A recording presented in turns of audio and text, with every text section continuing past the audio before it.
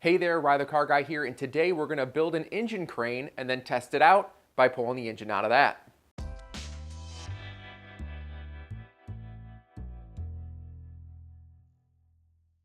Today we're building the Pittsburgh 2-ton engine crane that I got from none other than, of course, Harbor Freight. So what we're going to do in this video is, of course, build it, and then we're going to test it by pulling the engine out of the Titan behind me, and then we'll do a little bit of debrief and talk about how it did. It comes in two pretty good sized boxes. I'll give you a measurement here in a second. Both of them are pretty heavy, but you really should have two people to lift that one. Most vehicles should be able to pick this up. I had an Xterra and I just dropped my rear seat. But even if you have a sedan or a hatchback, you should be able to drop your rear seat and get it in no issue. 57 inches long, 12 wide, and only 7 high. Second one, 32 by 23 by just a couple inches, 4 or 5 inches. Let's get these unboxed and take a look. Now, of course, none of this will be a surprise to you. If you just go into Harbor Freight, you can just go and touch and feel this right in the aisle. But I do want to give you an idea of what it's like to unpack and build it. So let's do that. This is going to come with full instructions, so I'm not going to really spend any time, showing you how to assemble it because it's all in here. But what I will do is I'll time it and let you know how long it takes me to do it, and I'm doing it by myself. So we'll do that, and then once we get it all together, we'll kind of see how it feels. I can already tell you, I am very happy to see how beefy each one of these arms feels. I was a little worried, because I'm about to lift a 600-pound or so engine out, and it's good to know that it feels pretty darn hefty, and the welds seem decent, and the box frame seems pretty strong. So let's get it together, and then we'll see how it looks when it's done.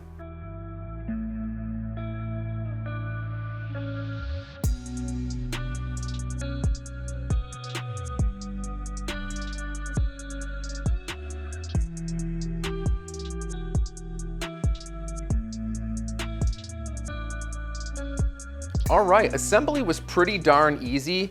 The directions, basically you could just about assemble this by looking at a picture of it already assembled.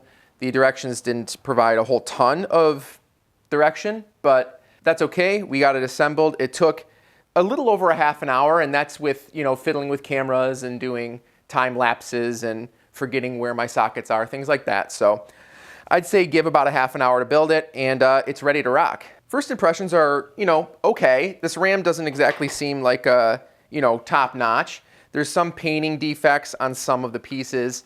That's really not that big of a deal. Just kind of slap a sticker on it and, move on. With these types of things, as long as it feels sturdy and it feels like it's actually going to lift my engine out of the truck safely, then I really don't care about the rest. And this jack is also incredibly slow. I think it took me longer to pump this thing up from the bottom than it did to actually assemble it. That's probably a good thing when you translate it to lifting an engine out, because you're moving it in smaller increments, not one giant leap at a time. I already have my load leveler installed. That does not come with this lift, but all in all, I'm excited to use it and see how it works. I'm also going to see how easy it is to flip up these legs for storage and bring this down. And I'll give you dimensions on how wide and tall it is as well once it's folded up. Because that was one of my main concerns, is where am I going to store it when I'm not using it? Because let's be honest, I'm probably going to use this thing a total of 6 times, right? And that's counting taking the engine out and putting it back in. So let's get this folded up. We'll take some dimensions.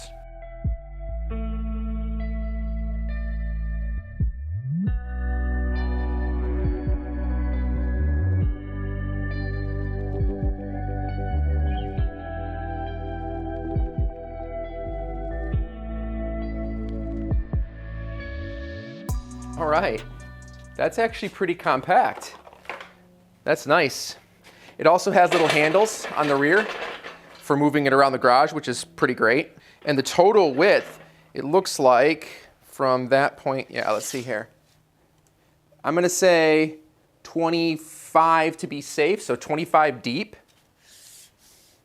Its widest is actually this here. So that's about 30 if we're being generous. And at its tallest point, it's just under 60. So I feel like I could easily stuff this into a corner and just kind of have it out of the way. And over time you can certainly put things around it since you're not using it that frequently, and just dig it out when you need to. But enough talk, let's go ahead and put this thing to the test. I have a few more things I need to prep on the Titan to actually pull the engine, so I'm gonna do that, and I'll actually see you, well, in the blink of an eye, but in a couple days here, and we'll actually get this thing out and run it through its paces. So we're here pulling the engine on a Nissan Titan, and I'm getting the lift out here. Pretty easy to move around the garage. It's got nice casters, and we're gonna unfold it. We're gonna throw the arms down, get it set to go, slide it underneath. And I already have the engine prepped, of course, and then we're gonna pull that out and we'll see how it does. Just pull the little pins there, set it down, see if we can get that to align here. If you're not on perfectly level ground and you set these down, they're not gonna be aligned. So I just had to lift it a little bit. So just drop the arm there. All right. Slide it back in. And there we go. Gonna grab the little pump here and pump this up till we have some space. And right now I'm set at the 2-ton. I don't think it's gonna reach for me, so I'm gonna have to push it a little bit further out for this engine. And it's gonna have to go up pretty high as well. So we need all that height we can get.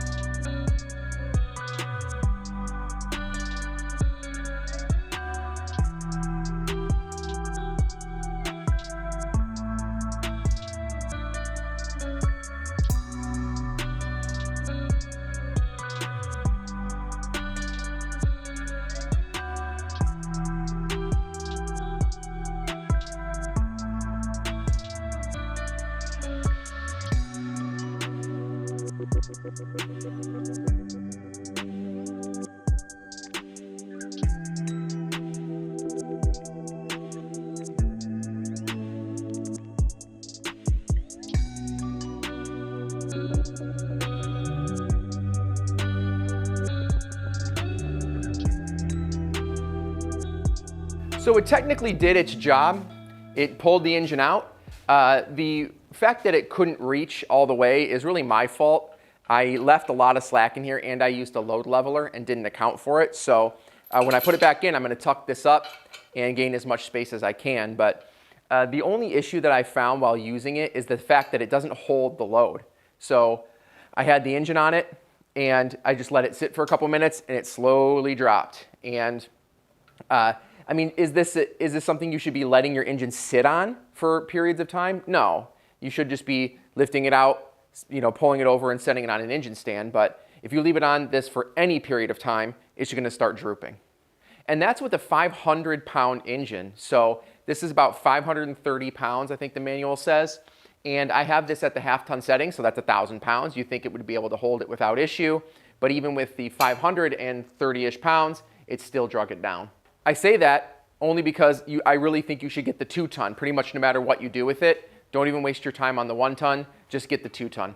Who knows how fast this would have gone down if I was using the 1 instead of the 2-ton. All in all, if there was a star system, I would probably give it 3 out of 5 stars. Looking at the weld, there's some pre-rust on some of the chain, the paint job, and the fact that it doesn't hold pressure, all kind of contribute to that score. I have to say though, it technically did the job. It got what I needed done. And I'm gonna keep it around and use it for obviously when I reinstall this engine, but also on other jobs as well. I really appreciate you watching. Please like this video if you liked it, subscribe for more content like this, and we'll see you in the next one.